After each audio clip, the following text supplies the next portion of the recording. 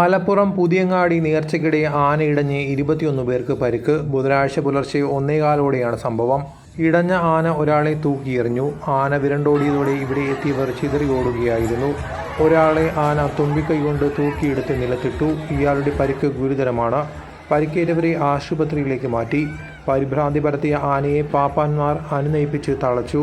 ഭയന്നോടിയ കുട്ടികളും സ്ത്രീകളും ഉൾപ്പെടെ വീണ് നിരവധി ആളുകൾക്ക് പരിക്കേറ്റിട്ടുണ്ട്.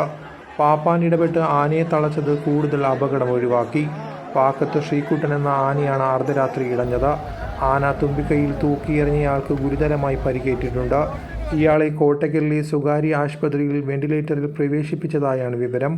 ആന ഇടഞ്ഞതോടെ പാപ്പാന്മാർ മറ്റ് ആനകളെ പ്രദേശത്ത് നിന്ന് മാറ്റിയതോടെ വലിയ അപകടം ഒഴിവായി.